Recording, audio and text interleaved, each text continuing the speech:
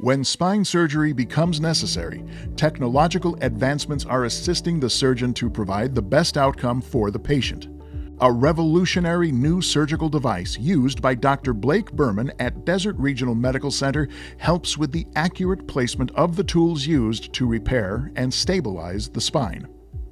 Not all spine surgery requires the use of instrumentation, meaning screws, rods, implants, these sort of things. Where there is a necessity for instrumentation, there is a necessity for accuracy in the placement of that instrumentation. And therefore, having a guidance system or a navigation system to aid the surgeon in implanting those devices, that is a critical feature to have in spine surgery.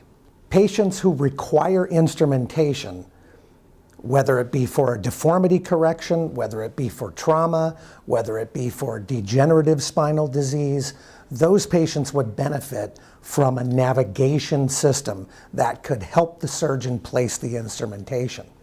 Dr. Berman discusses the newest technologies and how they are employed for these procedures. The Mazor device is a robotic navigation system that's used primarily in spine surgery. Today, we have additional technology. We have intraoperative CT scans. We can actually do a CT scan while the patient's on the table. And now the Renaissance system and the Mazor robotic system integrates with that new technology. The procedure starts with the planning.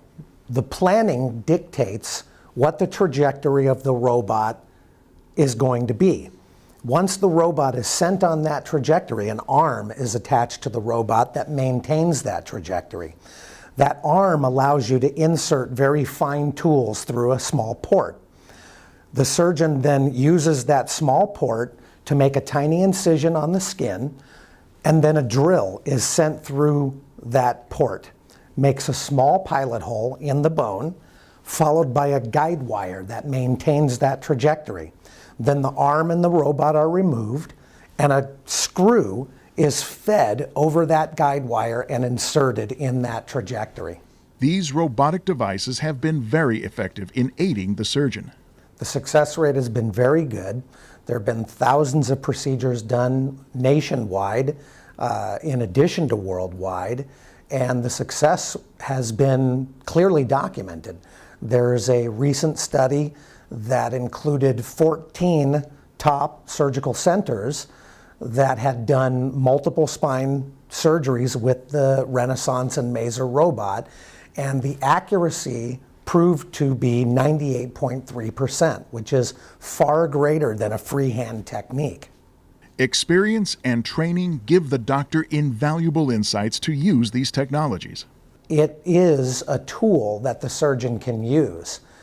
The surgeon needs to have the proper experience and the proper expertise. And in order to use this instrumentation, special training is required. There are pitfalls to using the equipment, and if you don't know what those are, then you could run into problems. That's why the surgeon is still the expert. It's not the tool that's doing the surgery. It's the surgeon that's doing the surgery.